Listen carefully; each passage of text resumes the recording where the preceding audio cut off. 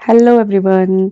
आज की क्लास में हम पढ़ रहे हैं क्लास 10th का इकोनॉमिक्स का सोशल साइंस का चैप्टर 2 और उसकी बैक एक्सरसाइजेस। हम यहाँ पर क्वेश्चन आंसर्स को रीड करेंगे, साथ साथ समझेंगे और कोशिश करेंगे कि साथ साथ ही सबको लर्न भी होते चले जाएं। तो टाइम को वेस्ट नहीं करते हैं, हम इसको पढ़ना शुरू करते हैं। और हाँ, सबसे पहले ना इसको लाइक कर दो, क्योंकि लाइक करने से क्या होगा, पसंद आएगा और पसंद आने से बड़ी अच्छे से समझ में आएगा। हम फास्ट फास्ट पढ़ना शुरू करते हैं। Complete the given table to show how sectors are dependent on each other. इस टेबल ये जो दी है, इसमें ये बताना है कि जो सेक्टर्स हैं वो एक दूसरे पर डिपेंड कैसे हैं, क्योंकि इस चैप्टर का नाम ही है sectors of Indian economy. First question हमसे यही पूछ रहा है कि किस तरह से ये डिपेंड है। जैसे कि देखो, सबसे पहले दिया हुआ एग्जाम्पल के लिए, imagine what would happen if farmers refuse to sell sugar cane to a particular sugar mill, the mill will have to shut down. क्या होगा अगर जैसे फार्मर्स हैं वो मना कर दें कि हम जो हमारे गन्ने हैं वो एक पर्टिकुलर शुगर मिल हो, कोई भी सपोज है, उसको कह दिया कि हम यहाँ पे नहीं सेल करेंगे, तो क्या होगा, वो शुगर मिल बंद हो जाएगी। This is an example of the secondary और industrial sector being dependent on the primary. तो प्राइमरी पर ये जो बाद वाले हैं, क्योंकि प्राइमरी तो जहां पर खेती होती है वो है, तो सेकेंडरी वालों की डिपेंडेंसी है ये फर्स्ट पर। तो सबसे पहला जो दिया हुआ एग्जाम्पल उसको हम रीड कर रहे हैं दोबारा से। Imagine what would happen if farmer refuse to sell sugar cane to a particular sugar mill, the mill will have to shut down. इसको हमने पढ़ लिया है कि सेकेंडरी सेक्टर जो यहाँ पर है ये प्राइमरी सेक्टर पर डिपेंड कर रहा है, और जो सेकेंडरी सेक्टर होता है उसको इंडस्ट्रियल सेक्टर भी कहते हैं। यहीं पर इसको भी याद कर लो कि secondary sector is also known as industrial sector, ताकि अगर कहीं पर इंडस्ट्रियल सेक्टर लिखा आ जाए तो कंफ्यूजन ना हो कि वही सेकेंडरी सेक्टर भी वही है, आपस में कोई कंफ्यूजन ना हो। नेक्स्ट है, imagine what would happen to cotton cultivation if companies decide not to buy from the Indian market and import all cotton they need from other countries।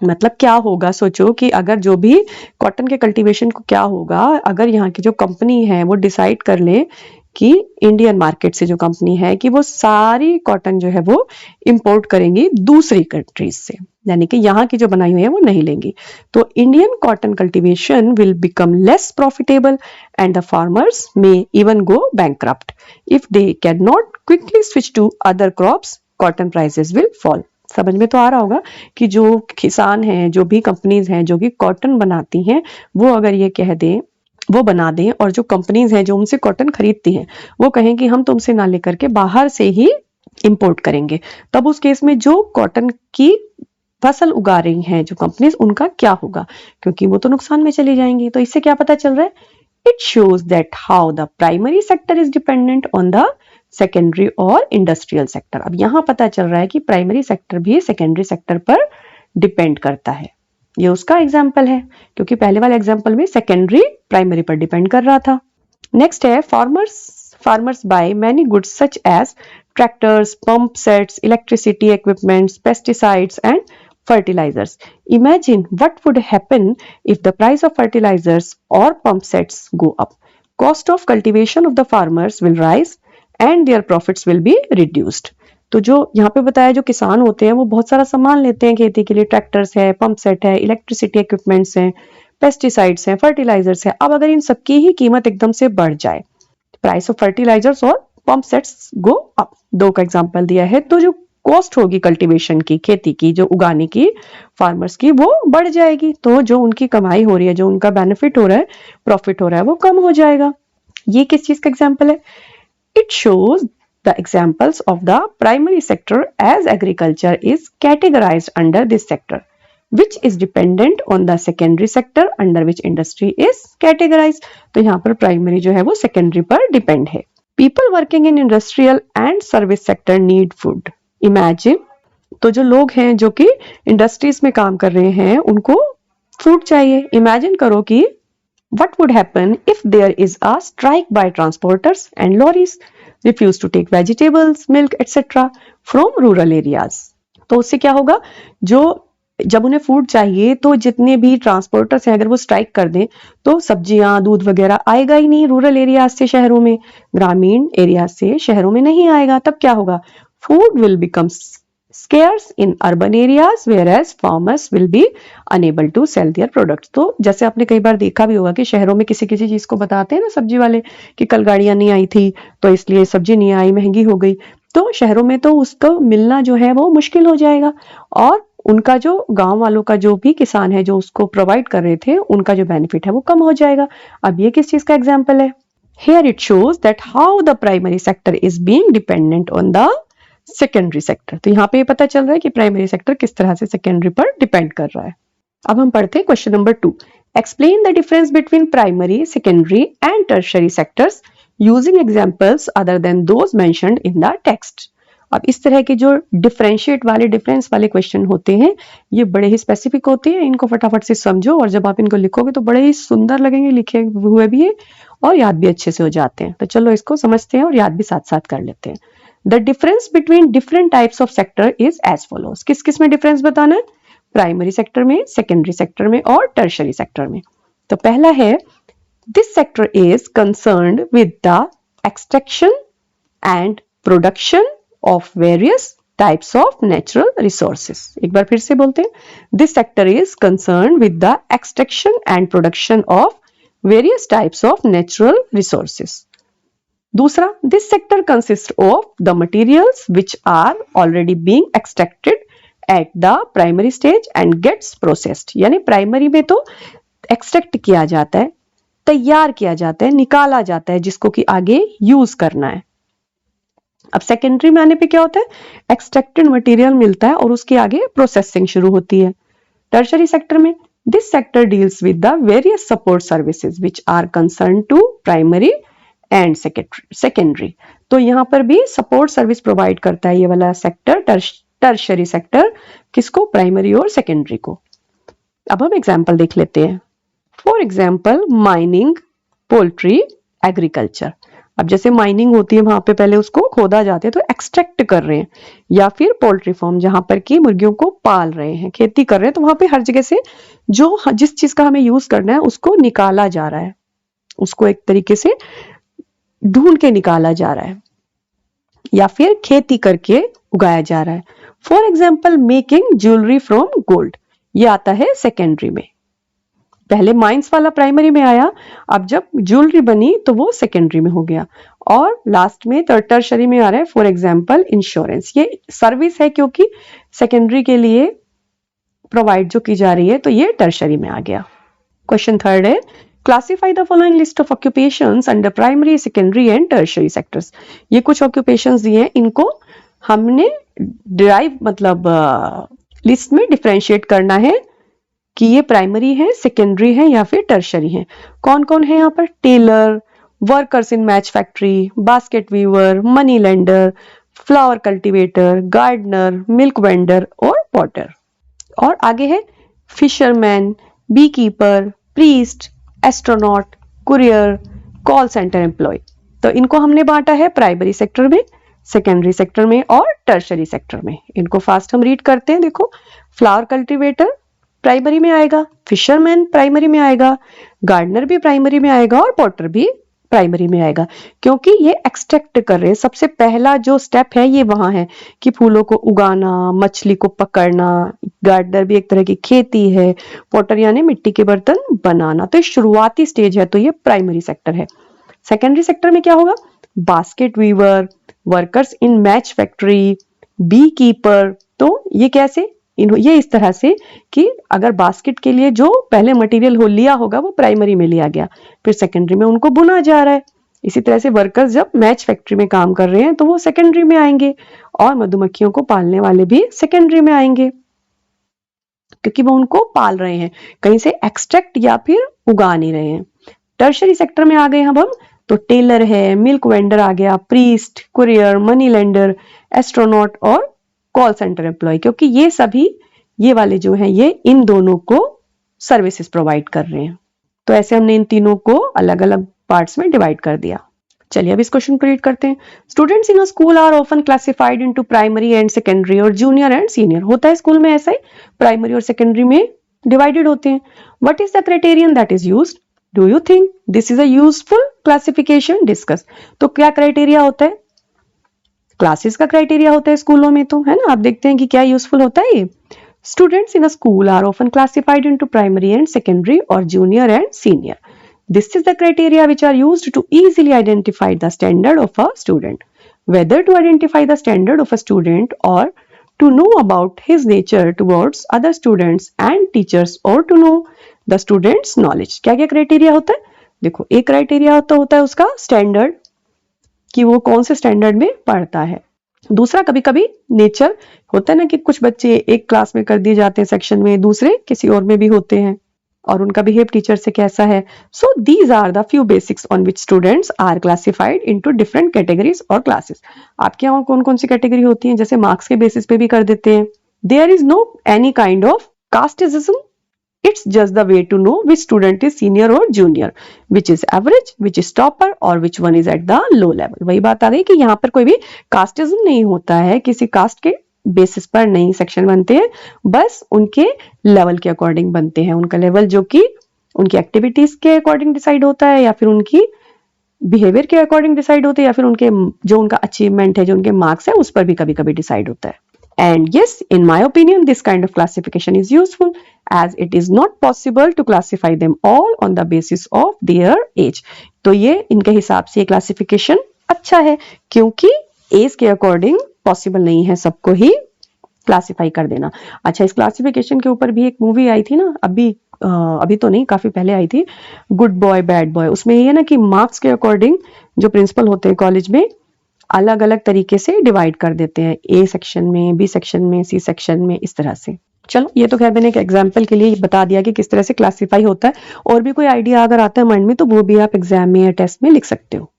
चलो, ये पेज नंबर 23 से लिए हैं यहाँ पे क्वेश्चन आंसर, इसको read करते हैं। What does the history of developed countries indicate about the shifts that have taken place between sectors? तो जो हमारी हिस्ट्री है अलग अलग डेवलप्ड विकसित देशों की, जो डेवलप्ड यानी विकसित देशों की जो हिस्ट्री है, वो क्या इंडिकेट करती है, किस तरह से सेक्टर्स के बीच में क्या शिफ्ट हुआ है। The history of developed countries indicate about the shifts that have taken place between sectors, that from then to now there has been a major shift from the secondary sector, which means manufacturing industries, to the tertiary sector or service sector, which has become the most important sector of the country's economy, and most number of people are employed in this sector in the developed countries, which means a lot of changes can be noticed if we look up at history once। इसको एक बार से हम फिर read करते हैं। The history of developed countries indicate, क्या indicate करती है, about the shifts के बारे में, that have taken place, जो कि हो चुका है, between sectors के बीच में, that from then to now, तब से लेकर के अब तक, there has been a major shift, एक major shift हुआ है, from the secondary sector, which means manufacturing industries, to the tertiary sector और सर्विस सेक्टर, यानी मेनली जो सेकेंडरी सेक्टर हमारा होता है वहां से टर्शरी सेक्टर जो है उसमें एक बड़ा चेंज हुआ है। टर्शरी सेक्टर को सर्विस सेक्टर भी बोलते हैं, क्योंकि टर्शरी सेक्टर सर्विसेज प्रोवाइड करता है, किसको, प्राइमरी और सेकेंडरी को, which has become the most important sector of the country's economy, and most number of people are employed in this sector in the developed countries. ज्यादातर लोग service sector में ही जो है एम्प्लॉयड है, which means a lot of changes can be noticed if we look up at history. इसका मतलब क्या है कि बहुत सारे चेंजेस हुए हैं। आई थिंक क्लियर हो गया होगा। तो इसमें ये दोबारा बता देती हूँ, ये बता रहे हैं कि प्राइमरी, सेकेंडरी और टर्शरी है। तो प्राइमरी में मैन्युफैक्चरिंग होती है, बेसिक जहां पे एक्सट्रैक्शन होती है, सेकेंडरी में मैन्युफैक्चरिंग होती है, और टर्शरी में सर्विसेज प्रोवाइड होती है। तो अब धीरे धीरे क्या हुआ है कि जो सेकेंडरी वाला है वहां से टर्शरी में ज्यादा लोग चले गए, क्योंकि सर्विसेज प्रोवाइडर ज्यादा हो गए हैं। Correct and arrange the important aspects for calculating GDP from this jumble. To count goods and services, we add the numbers that are produced. We count all those that were produced in the last 5 years. Since we shouldn't leave out anything, we add up all these goods and services. तो क्या होता है यहाँ पे, इसमें ये इन्होंने अलग अलग वो दिए हैं 3 बना के, इनको अभी हमें रीअरेंज करना है। आंसर ये है कि we count the value of all the final goods and services. सबसे पहले क्या करते हैं, वैल्यू काउंट करते हैं हम सभी गुड्स एंड सर्विसेज की, that were produce in a particular year, जिस भी पर्टिकुलर ईयर का निकालना है वहां के लिए। Gross domestic product GDP itself shows that what is the flow of goods and services in a financial year in an economy। इसीलिए GDP निकालते हैं, इसी से पता चलता है कि क्या जो है फ्लो चल रहा है। And to calculate GDP, it's necessary to count all the final goods and services which are produced in a particular year। GDP निकालने के लिए बहुत जरूरी है, नेसेसरी है कि सभी के सभी जितने भी साधन हैं या सेवाएं हैं, गुड्स एंड सर्विसेज, साधन और सेवाएं जितने भी एक साल में कह सकते हैं हम प्रोवाइड किए गए हैं, उनका एक काउंट होना चाहिए। नेक्स्ट क्वेश्चन है, answer the following questions by looking at the graph. तो ये बना हुआ है ग्राफ, इसमें ये टर्शरी सेक्टर है, ये वाला सेकेंडरी सेक्टर है और ये ग्रीन वाला प्राइमरी सेक्टर है। 2010 और 11, 2010-11 के बीच का है, ये 1970 और 71 के बीच का है, और ये इसकी वैल्यू लिखी हुई है रुपीज में, करोड़ रुपीज में। अब इसके बेसिस पे हमें आंसर देने हैं। तो पहला क्वेश्चन है, which was the largest producing sector इन 1971-72? कौन सा सबसे बड़ा प्रोड्यूसिंग सेक्टर था 1971 और 72 में? तो यहाँ पे हम देखेंगे, ये रहा ये 1971-72, और इसके अंदर जो ये वाला है पर्पल वाला टर्शरी जो है हमारा, ये देखो कितना है, उसके बाद येलो कितना सैंडविच है बीच में, और ये जो ग्रीन वाला है जो कि है प्राइमरी सेक्टर, ये सबसे ज्यादा है, सबसे बड़ा है, तो इसको हम कहेंगे लार्जेस्ट वन। इसका आंसर है in 1772 the largest producing sector was primary sector. Next question है, which is the largest producing sector in 2011-12? 2011-12 में कौन बड़ा है? तो देखो यहां पर देखकर ही पता चल रहा है कि इसमें टर्शरी बड़ा है। इन 2011-12 the largest producing sector is tertiary sector. यहाँ पे हमें क्वेश्चन को रीड करना है और उसके बाद इस डायग्राम को देखना है। थर्ड है, कैन यू से which sector has grown the most over 40 years? 40 सालों में, 40 साल का गैप है, कौन है जो ज्यादा बढ़ गया है? तो देखो इमेज देखकर ही पता चल रहा है, अगर हम डिजिट्स की तरफ देखें तो और आइडिया क्लियर हो जाता है, लेकिन अगर हम इमेज देखें वहीं से पता लग रहा है कि टर्शरी जो है वो बढ़कर बहुत ज्यादा हो गया है। तो the tertiary sector has grown the most over 40 years. Last question है, what was the GDP of India in 2011-12? तो यहाँ हमने इसकी जीडीपी कैलकुलेट की है, जो कि आंसर ये आ गया है। इसको हम फिर किसी और वीडियो में और क्लियर करेंगे। चलो इसको पढ़ते हैं। Choose the correct answer. Under employment occurs when people, under employment कब होती है? जब लोग do not want to work, are working in a lazy manner, मतलब काम जो होता है वो कम होता है। वो कब? जब काम नहीं करना चाहते, सुस्ती में करते हैं। Are working less than what they are capable of doing, जितना वो कर सकते हैं उससे कम करें, या फिर are not paid for their work, काम के लिए वो पेमेंट नहीं मिलती जब उनको। It is very clear that underemployment occurs when various people are working less than what they are capable of doing. It is also known as hidden unemployment because of no job opportunities. People are unable to find the other job and the place where they are working is already full of employees. So there is no need of other employees. Still these people who don't have any other works are engaged in this. मतलब मजबूरी में जब वो किसी काम में लगे होते हैं वो अनएम्प्लॉयड भी नहीं होते, लेकिन उनकी एम्प्लॉयमेंट, उनके पूरा जो उनका एक कैपेसिटी है उसके अकॉर्डिंग वो काम नहीं कर पाते। तो ये अंडर एम्प्लॉयमेंट की सिचुएशन होती है। एक तरह से ये हिडन अनएम्प्लॉयमेंट भी कहलाता है, क्योंकि उन्हें कहीं और काम नहीं मिलता तो वो उसी जगह पर काम करते रहते हैं जहां पर वो ऑलरेडी ही एक्स्ट्रा होते हैं। Compare and contrast the changes in India with the pattern that was observed for developed countries. What kinds of changes between sectors were desired but did not happen in India? Compare करना है जो India में changes हुए हैं, pattern that was observed for developed countries, जो कि observe किया गया था डेवलप कंट्रीज को देख के। What kinds of changes between sectors were desired? कौन से चेंजेस थे जो सोचे गए थे, इच्छा की गई थी लेकिन हुए नहीं? तो ये है, secondary and tertiary sectors are increasing at a rapid speed and especially tertiary sector is increasing and its contribution in developing the economy of our country has been more always. It renders many job opportunities so that people are able to earn their livelihood. If India wants to become a strong industrialized nation, then not the growth of only tertiary sector but all sectors must be grown at equal rate so that it can work properly for a better and bright economy. तो point ये है कि जो tertiary sector था वो ज्यादा बढ़ गया है, उसमें ही काम करने वाले ज्यादा तेजी से ऐड हुए हैं, तो और उससे लोगों को जॉब ज्यादा मिलती है। लेकिन अगर अपनी सिचुएशन को और स्ट्रॉन्ग बनाना है तो उसके लिए क्या करना होगा? टर्शरी सेक्टर ही नहीं, प्राइमरी और सेकेंडरी सेक्टर भी स्ट्रॉन्ग होनी चाहिए। Why should we be worried about under employment? क्यों इसके लिए हमें वरी होना चाहिए अंडर एम्प्लॉयमेंट के लिए? क्योंकि अंडर एम्प्लॉयमेंट अनएम्प्लॉयमेंट नहीं है, हिडन अनएम्प्लॉयमेंट है। We should be worried about unemployment because if there is no job then how will people survive? तो अनएम्प्लॉयमेंट के लिए हमें वरी होना चाहिए। Our nation will become poorer and will never be grown at any cost. It is said that if we want a strong and bright future, then base must be strong and hard so that no can harm it any cost. ठीक है, clear है कि grow करने के लिए जरूरी है कि एक स्ट्रॉन्ग बेस हो।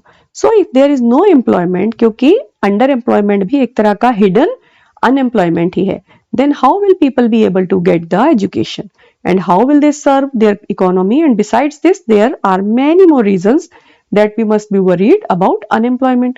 Only because of employment a person is able to serve and survive. Without this nothing will be possible. तो क्यों ऐसा है? क्योंकि जब तक इन जो व्यक्ति है, जो भी सिटीजन्स है, वो काम नहीं करेंगे, अगर उनके पास एम्प्लॉयमेंट नहीं होगी तो ना तो वो सेवा कर पाएंगे और ना ही वो अपने लिए भी सर्वाइव करने के लिए एबल बन सकेंगे। Why do you think NREGA 2005 is referred to as right to work? ऐसा आपको क्यों लगता है कि जो NREGA है 2005 ये काम करने के राइट के बारे में है? National rural employment guarantee act 2005, ये इसकी फुल फॉर्म है, national rural employment guarantee act. इसको याद कर लेना अभी, NREGA, National Rural Employment Guarantee Act 2005 was launched by the government to provide job opportunities so that people might be able to earn their livelihood. किस लिए बनाया गया था? ताकि जॉब अपॉर्चुनिटीज मिले सबको। It guarantees at least 100 days work for one member of each family. इसमें एक क्लॉज था कि हर घर के किसी एक व्यक्ति को जरूर 100 दिन काम मिले, यानी 100 दिन तो उसे साल में काम मिले ही मिले, वो अनएम्प्लॉयड इतना ना रहे। This programme fulfils one of the fundamental rights as per the constitution and the right is right to work. तो ये फंडामेंट्स जो हमारे राइट है फंडामेंटल, उसमें से एक को फुलफिल करता है, जो है right to work. Every citizen of a country has the right to work, and if government is unable to provide more and more job opportunities, then it will have to pay daily wages, especially to those sections of society who are impoverished. This is why this program is called right to work. कि अगर उनको काम नहीं मिल पा रहा है, सरकार उनको काम प्रोवाइड नहीं कर पा रही है, तो उनको वेजेस मिलने चाहिए। तो जो NREGA 2005 है, ये राइट टू वर्क को फुलफिल करता है। Imagine that you are the village head. In that capacity, suggest some activities that you think should be taken up under this act. That would also increase the income of people. Discuss. अब आप ये मानो कि आप village के head हो, तो किस तरीके से आप ऐसा कर सकते हो कि लोगों की इनकम बढ़े इस एक्ट के अकॉर्डिंग। क्या हो सकती है एक्टिविटी? चलो यहाँ पे हम कुछ पढ़ते हैं। Activities are as follows. Water conservation and water harvesting is the most important things that must be included under this act. Next, to stop the problem of drought, tubewells must be done. ठीक है, सूखे की स्थिति के लिए होना चाहिए, पानी की जो कंजर्वेशन है, उसका बचाव है, उसको यानी जल संरक्षण और जल संचयन, ये है जल संरक्षण, वाटर कंजर्वेशन, और वाटर हार्वेस्टिंग है जल संचयन, यानी बचाना और जमा भी करना। तो ये होनी चाहिए। और जो ड्रॉट सूखे की प्रॉब्लम होती है, उसके लिए ट्यूबवेल खोदे जाने चाहिए। आगे है, to irrigate the canals for crops, irrigation panels must be set up. जो नहरें होती हैं वो सेट होनी चाहिए, यानी नदियों से लेकर के खेतों तक, फसलों तक एक इस तरह की पानी की व्यवस्था होनी चाहिए, जिससे कि सूखा ना हो, तो वो भी सभी लोग वहां पर काम कर सके। To make provision of irrigation facility on the lands of SCs and STs and others, की प्रोविजन होना चाहिए इस बात का कि सिंचाई की जो सुविधा है वो सब तक पहुंच सके, SC, ST और सभी को भी। Renovation of traditional water bodies like tanks, जो पुराने टैंक हैं उनको दोबारा से रेनोवेट किया जाए, ठीक किया जाए। Land must be developed for agriculture and horticulture, जो जमीनें हैं जो ऐसी पड़ी हैं जिन जो खेती के लायक नहीं है, उनको और डेवलप करना चाहिए, जिससे वहां पर भी खेती हो सके।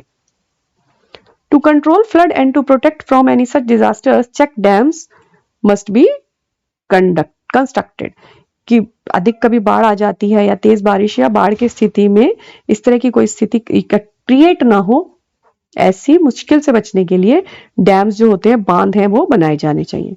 To improve rural connectivity and to provide all weather access to the villages, roads must be constructed, कि गांव के शहरों से कनेक्टिविटी के लिए क्या होना चाहिए, सड़कों को कंस्ट्रक्शन करना चाहिए।